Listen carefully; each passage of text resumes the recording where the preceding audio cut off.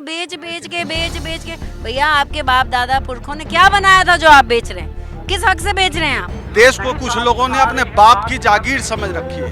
चाहे मोहन भागवत हो या नरेंद्र मोदी हो या भाजपा सरकार के लोग हैं, ये इस देश को अपने बाप की जागीर समझते हैं। तो मोदी और भागवत कान खोलकर सुन लो, यह देश तुम्हारे बाप की जागीर नहीं है। इस देश को हमारे पुरखों ने अपने खून और अपने पसीने से सींच कर बनाया है। यह इस देश का जो रेल है, एयरपोर्ट है, सड़कें हैं, सब किसने बनाया? किसी ये लोग तो जिस समय देश बन रहा था, ये लोग तो अंग्रेज की दलाली में व्यस्त है। हम लोगों के खून के पसीने से बना है ना। देश के लिए हम अपनी जान भी दे सकते हैं, मगर जो इंसान इस देश को लूट लूट के खा रहा है, बेच रहा है, उसके लिए हम क्यों करेंगे कुछ? उसके लिए हम संघर्ष करेंगे, उसके खिलाफ बोलेंगे। निजीकरण में 5 आदमियों की जगह 2 आदमियों से काम ले रहे हैं प्राइवेट सेक्टर में, आपको पता होगा अच्छी तरह।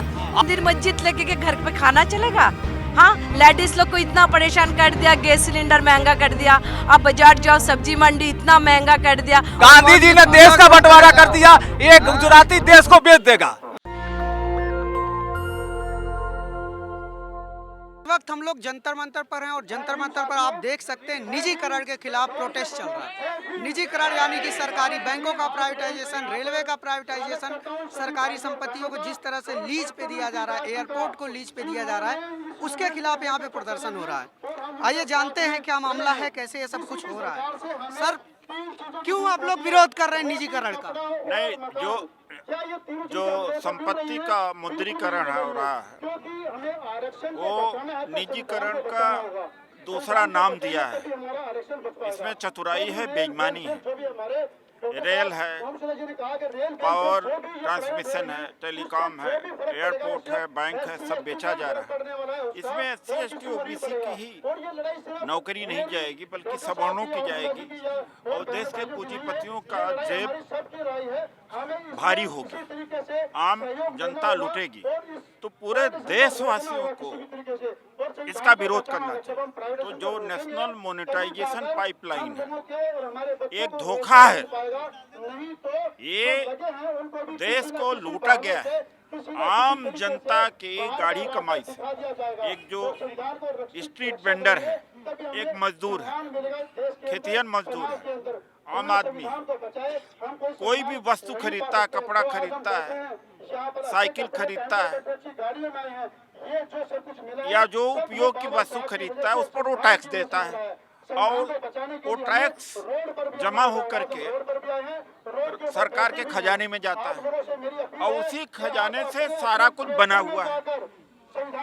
तो उदाहरण मैं देना चाहता हूँ कि 50,000 का मोबाइल और चोरी हो जाए और चोर 5,000 में बेच देगा। वही हालत मोदी सरकार की है कि देश की संपत्ति औने पौने दाम पर अडानी अंबानी के हाथों में बेचा जा रहा है, बर्बाद किया जा रहा है।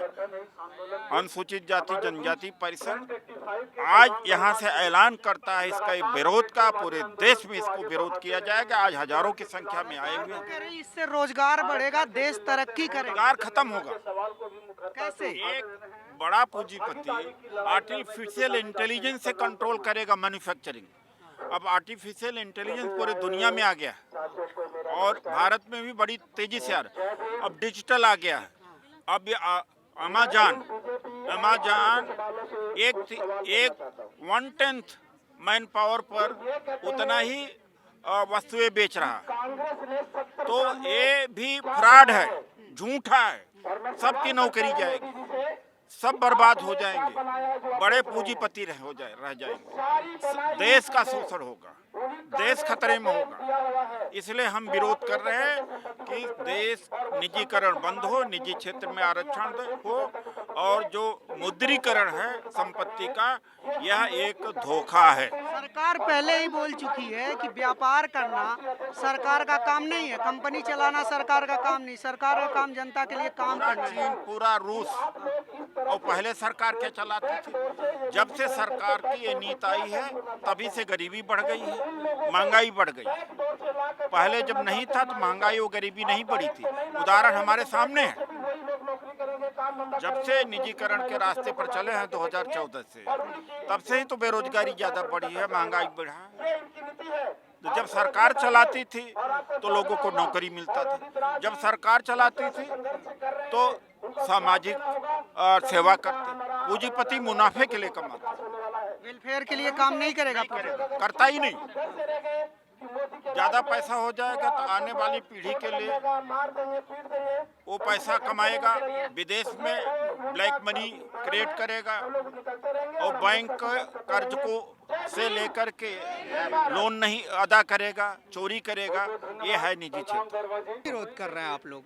असल में क्या है, इस देश को कुछ लोगों ने अपने बाप की जागीर समझ रखी है। चाहे मोहन भागवत हो या नरेंद्र मोदी हो या भाजपा सरकार के लोग हैं, ये इस देश को अपने बाप की जागीर समझते हैं। हम आज उनको जंतर मंतर पे आज हम लोग उनको चेताने आए हैं कि यह बाप मोदी और भागवत कान खोलकर सुन लो, यह देश तुम्हारे बाप की जागीर नहीं है। इस देश को हमारे पुरखों ने अपने खून और अपने पसीने से सींच कर बनाया है। यह इस देश का जो रेल है, एयरपोर्ट है, सड़कें हैं, सब किसने बनाया? किसी ये लोग तो जिस समय देश बन रहा था, ये लोग तो अंग्रेज की दलाली में व्यस्त है। हम लोगों के खून के पसीने से बना है ना।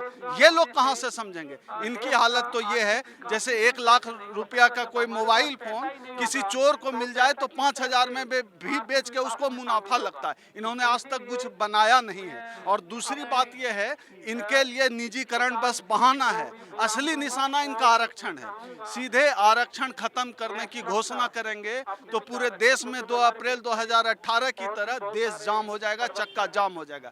इस डर से ये लोग इस तरह से निजीकरण का खेल खेल रहे हैं। और प्रधानमंत्री तो कह रहे हैं इससे देश आगे बढ़ेगा, आप लोग क्यों? प्रधानमंत्री तो कह रहे हैं इससे देश आगे बढ़ेगा, आप लोग विरोध कर रहे हैं। प्रधानमंत्री ने ऐसा कोई काम नहीं किया कि वो ये कहने के लायक हो कि ये देश आगे बढ़ेगा। जो देश की जो भी हुआ है उसने सत्यानाश ही किया है और आगे करता ही रह रहा है। क्या बात कर रही है? जय भीम, जय भारत। ये देखिए, ये कह रही प्रधानमंत्री जो भी कर रहे हैं उससे सत्यानाश हो रहा है। आप सहमत हैं क्या इस बात? उसके जन्मदिन पे इतनी गालियां दी हैं कांग्रेस वालों ने। भाई साहब, इसमें कोई शक वाली नहीं है कि अपना विकास और पूरे देश का सत्यानाश। जब से ये सरकार जो आई है, इस सरकार ने गरीबी को खत्म नहीं किया, गरीब को जान से ही खत्म कर दिया है। इतना जब से ये सरकार आई है, इसने इतना गरीब, शोषित, कमजोर और केवल काय के नाम पर, हिंदू और मुसलमान के नाम पर, इस पूरे देश को किसी भी पत्रकार महोदय से बात करके देखो, उनसे पूछो ना, भैया आप जो है बगैर पाकिस्तान के या बगैर मुसलमान के नाम लिए कितनी देर बोल सकते हो? 5 मिनट कोई भी इनका पत्रकार नहीं बोल सकता। गरीब को बर्बाद कर रही है सरकार। सरकार 5 किलो राशन दे रही है गरीबों को। अरे भैया, वही तो भीख है। 5 किलो राशन दे करके वही तो लेन में लगा करके वही तो भीख है। और इससे बड़ी भीख क्या होगी? अरे देना है तो रोजगार दो ना, देना है तो रोजगार दो ना, हमें भीख क्यों दे रहे हो? और हमें ये भी पता है कि जिस व्यक्ति का हाथ फैलाने की अनुमति मिल जाती है, समझ लो उसके अंदर से कितना जमीर हो जाता है। आदमी 2 केला देगा, बीजेपी वाले क्या करते हैं, 1 कटोरा राशन देंगे और उसके बाद में अपना फोटोग्राफरी करवाएंगे। बताइए कितना बड़ा अपमान है। जो चाहे भले ही मैं हूँ या कोई भी हो गरीब आदमी, वो हाथ फैला रहा है और वे उसका पेट भरने का पालन नहीं कर रहे हैं, ये उसका शोषण कर रहे हैं, ये उसके साथ में अत्याचार कर रहे हैं। इस सरकार को बिल्कुल सबसे आज तक का 75 साल लगभग विदेश को आज़ाद हुए हो गए, उस किसानों को 6,000 दे के भी अत्याचार कर रहे हैं। हाँ, ये बिल्कुल बहुत बढ़िया कहा। साल में 6,000 रुपये दे रहे हैं, जो कि 5 किलो खाद कम कर दिया इन्होंने, ठीक है, और उस पर पैसे बढ़ा दिए हैं। हाँ जी, 5 किलो वेट कम किया है, 50 किलो का होता था उसे 45 किलो कर दिया है, और उसके बावजूद जो है उन्होंने पैसे भी बढ़ा दिए हैं। वो तो किसान, धन्यवाद है राकेश टिकैत जी का, बस डबल कर लिया भाई, डबल कर लिया। कितनी कंपनी बेची जा रही हैं, कितना क्या अत्याचार हो रहा है, कितने दलितों पर अत्याचार हो रहा है, कोई सुनने वाला नहीं है। सबसे भ्रष्ट। उज्ज्वला योजना दे दिया महिलाओं को, उज्ज्वला योजना दिया महिलाओं को, गैस सिलेंडर दिया। जब से मोदी जी देश में आया सबको बुरा हाल हो गया। मोदी जी आने को बाद देश में जाति धर्मों लेके किया। लड़की लोग को बोला था जे बेटी बचाओ बेटी पढ़ाओ, एक नारा लगाया था। 7 साल का लड़की से 13 साल का लड़की तक रेप हो गया। अभी तो किसी को फांसी वासी कुछ भी नहीं हुआ।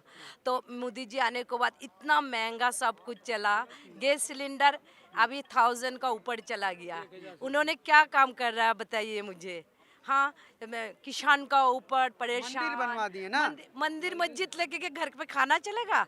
हाँ लेडीज लोग को इतना परेशान कर दिया, गैस सिलेंडर महंगा कर दिया, अब बाजार जाओ सब्जी मंडी इतना महंगा कर दिया। मुझे तो कोई आँख से दिखाई नहीं दे रहा है जे कोई अच्छा काम हो रहा है मोदी जाने का। जब कांग्रेस था, जब अलग और कोई पार्टी था, तब क्या हुआ था, बच्चा लोग को पढ़ाई अभी मोबाइल पे हो रहा है। ये क्या जमाना आ गया, पता ही नहीं चल रहा है। और आगे कोरोना की वजह से हो रहा है ना। कोरोना, अरे कोरोना को लेके भी तो पॉलिटिक्स चल रहा है।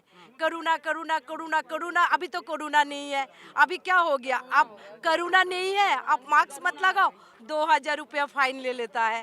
कोरोना है कहाँ पे, कुछ भी नहीं है। तो मोदी जी आने से देश में क्या अच्छा हो रहा है, कुछ भी अच्छा नहीं हो रहा है। कुछ भी नहीं हो रहा। कुछ भी मुझे दिखाई नहीं दे रहा है। कोई एक काम तो पसंद आया होगा। नहीं, मुझे अभी तक पसंद नहीं आया। हाँ एक भी काम पसंद नहीं है। બહુ બેકાર આદમી છે ગુજરાતીમાં એમ કે ના કે વાહ બહુ બેકાર આદમી एक बात क्या है, Waste of जो time. घर नहीं बचा पाया वो घर परिवार का बारे में क्या सोच पाएगा बताइए। जिसका बच्चा नहीं है वो फैमिली के बारे में क्या सोच पाएगा बताइए। गैस सिलेंडर इतना हो गया, लेडीज लोग अभी घर पे परेशान हो गया, सब्जी इतना महंगा हो गया, सबका परेशान हो गया। क्या कमी हो रहा है, मुझे तो आज कुछ भी दिखाई नहीं देश दे के रहा। विकास के लिए आप लोग एक टाइम कम नहीं खा सकते। एक टाइम पे बच्चा लोग पढ़ के चांद सूरजों में गया था, और आजकल बच्चा लोग मोबाइल लेके बैठ जाता है जो पढ़ाई कर रहा है। अभी पढ़ाई कर रहा है ना गेम खेल रहा है, पता नहीं चल रहा है। अच्छा आप लोग ये बताइए, देश के हित में एक टाइम कम खाना नहीं खा सकते, थोड़ी महंगाई है तो सह नहीं सकते। देखिए महंगाई एक अलग मुद्दा है, देश के लिए हम अपनी जान भी दे सकते हैं, मगर जो इंसान इस देश को लूट लूट के खा रहा है, बेच रहा है, उसके लिए हम क्यों करेंगे कुछ? उसके लिए हम संघर्ष करेंगे, उसके खिलाफ बोलेंगे।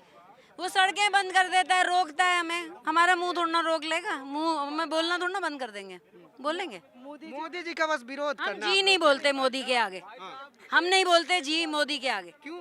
नहीं, हम नहीं, हमें पसंद नहीं है। मोदी जी से में क्या बुराई है? अच्छाई क्या है आप बताइए? आप मुझे 2 अच्छाइयाँ गिनवाइए मोदी की। आप नरेंद्र मोदी की 2 अच्छाइयाँ गिनवाइए मुझे, और मुझे मैं पहली बात संत आदमी है। संत?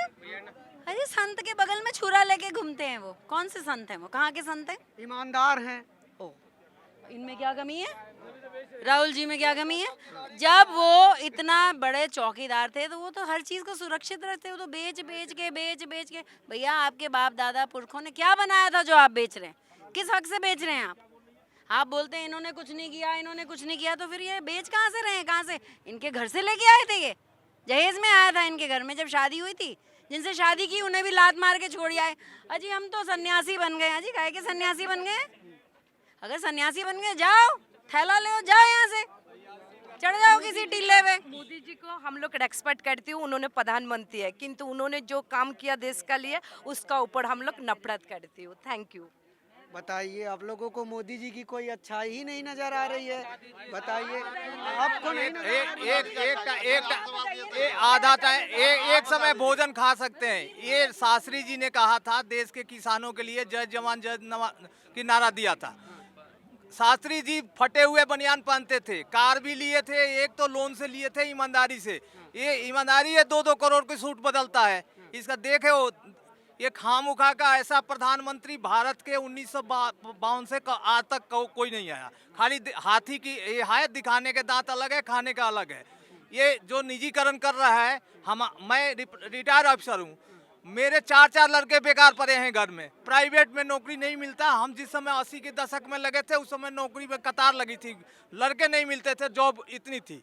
आज जॉब की स्थिति देखिए, और उसमें प्राइवेटाइजेशन कर रहा है। 100 आदमियों के काम 5 कंप्यूटर कर देता है। मैं लेबर मिनिस्ट्री में था, जो 100 आदमी काम करते थे वो 5 कंप्यूटर कर देता है। काम नहीं कर रहे हैं आप लोग, ये कहना चाहते हैं? कुछ नहीं कर रहा है। क्या कर रहा है? स्मार्ट सिटी बन गया है, स्मार्ट सिटी बन गया देश में। एक भी क्या, जिस एमपीओ को गोद लेने की ये बात कहा था कि ये लोग गोद लेंगे एमपी लोग, एक भी एमपी गोद लिया है? सबको रिटर्न कर दिया। बुलेट ट्रेन चला क्या? कुछ नहीं हुआ। जाएगा, थोड़ा इंतजार कीजिए। 5 गांव की बोले थे मोदी जी, गाँव हो गया अभी तो तैयारी हर खबर कीजिए, थोड़ा सा चल जाएगा ना। देश बिकेगा तब ट्रेन चलेगा, देश की सबर करते करते तो देश बिक जाएगा। इतना सबर करेगा तो 5 साल और दीजिए मोदी जी को, मोदी जी बुलेट ट्रेन चलवा देंगे। 10 साल कम है। आपको 10 साल कम दिया क्या हम मोदी जी को, हम लोगों ने 10 साल कम दिया हम लोगों ने। 10 साल के किस लिए दिया था? देश को आगे बढ़ाने के लिए दिया था। 10 साल दिए, वैसे 5 साल और दीजिए। क्या नहीं 5 साल 5 साल में देश बेच देंगे मोदी जी। 5 साल और दे दीजिए। 5 साल देंगे तो हमें कटोरा लेकर बिहार, यूपी या मद्रास, बम्बे जाना पड़ेगा भाई साहब। देश करना पड़ेगा। जब निजीकरण कर रहे हो, निजीकरण में 5 आदमियों की जगह 2 आदमियों से काम ले रहे हैं प्राइवेट सेक्टर में, आपको पता होगा अच्छी तरह। आज कितनी देश में घर घर BA MA मिलेंगे। हम जिस समय पढ़ते थे 80 के दशक में ब्लॉक लेवल पर 4-5 आदमी ग्रेजुएट हुआ करते थे। आज आप झुग्गी में जाइए तो ग्रेजुएट और मिलेंगे, कंप्यूटर से सारी एक्सपर्ट मिलेंगे। जॉब कहाँ है? 10,000 में उनको लगा रखा है। वो अपने उनकी बीबी ग्रेजुएट आती है उनकी, वो एक दिन फिल्म नहीं देखने जा सकता। बना रहे हैं मोदी जी, न्यू जो बना था उसको भी खोखला कर रहा है। जो नींव भारत में रखा गया था, जो कांग्रेस ने रखी थी, जो चीजें बनाई थी, मोदी ने कितने यूनिवर्सिटी खोल दिया देश में, कितने एम्स खोल दिया, कितने IIT खोल दिया, कितने MMT खोल दिया, कितने कॉलेज यूनिवर्सिटी को। पटना यूनिवर्सिटी के हाल देखिए, कितने शिक्षकों की बहाली है, वहाँ बच्चे पढ़ते। IITM तो सुनिए, तो IITM बहुत था देश में, राम मंदिर नहीं था, वो बनवा दिया। और क्या मंदिर, चाहिए? राम हमारे आराध्य है, हम उनकी नहीं करते हैं, मगर राम मंदिर से सुनिए, जो ट्रस्ट जो बना है, ट्रस्ट में बना है 20 आदमी है, 20 आदमी है, उसमें कितने हैं? ब्राह्मण को रखा है, 19 ब्राह्मण है, एक दलित है। वहाँ राजपूत संघर्ष कर रहे हैं कि हमारी प्रतिनिधि जो राम हमारे खानदान के थे। क्या कर रहा है ये देश को? ब्राह्मण के एक गांधी था जो देश को, गांधी जी ने देश का बंटवारा कर दिया। ये गुजराती देश को बेच देगा। इसको अगर छोड़ दिए तो गांधी जी ने तो देश को 2 टुकड़े कराए थे, लेकिन मोदी जो है ना, अडानी अंबानी गुजराती के हाथ में बेच देगा। भगवान का पूजा बता रहे थे। नहीं, मैं ये बोल रहा था, आप बोल रहे हो राम मंदिर बनवा दिया, ठीक है, मैं मानता हूँ राम मंदिर बना, लेकिन अभी जो देश की स्थिति है कोविड-19 की वजह से, जो पैसा राम मंदिर में खर्च हो रहा है, क्या उससे अस्पताल नहीं बन सकते थे? इतने सारे बेड्स की कमी, ऑक्सीजन की कमी से वजह से लोग मरे। की कमी थी भाई, सरकार करी, किस कोई मौत नहीं हुई। पिछले महीने जो अभी पिछले बार जो हालात हुई है दिल्ली की, उसमें आप लोगों ने देखा होगा कितने लोग मरे हैं। बेड की कमी, कहीं बेड नहीं मिलता था, कोई एडमिशन नहीं होता था, कई लोगों की ऑक्सीजन नहीं थी दिल्ली में, टैंकर मंगवाएगा। ये क्यों हुआ हालत? राम मंदिर ना देख के आप अस्पताल बनवाओ। मंदिर से क्या है, क्या फायदा है मंदिर से? एक बात बताओ, आप बताओ। भक्ति भावना भी तो जरूर। बिहार के हैं, पिछले साल 20 फरवरी को उसने ट्रम्प, नमस्ते ट्रम्प किया, और क्या दशा हुआ लोगों को जाने में। इस बार क्या हुआ? कोई दिक्कत हुई जाने में? उससे ज्यादा अप्रैल में आया था, महामारी आई थी ना, लेकिन एक आदमी पैदल देखे क्या आप रोड पर?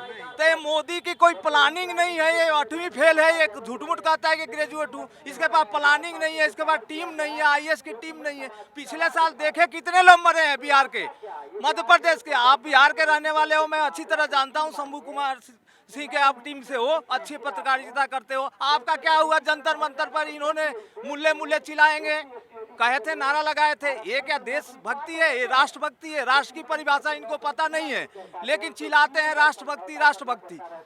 हिंदू शब्द भारत के किसी भी धर्म का वही है। सुनिए, राष्ट्रभक्ति शब्द कोई भारतीय ग्रंथ में नहीं है। राष्ट्र नाम का ना वेद में है, ना उपनिषद में है, ना पुराण में, ना स्मृति में है, ना श्रुति में है। ये सारी चीज पढ़ते हैं। पहले हमें पढ़ने इसीलिए नहीं, आज पढ़ गए हैं तो इनकी जो बोलते हैं, इनकी बातें को ही इनकी मिर्ची लगती है।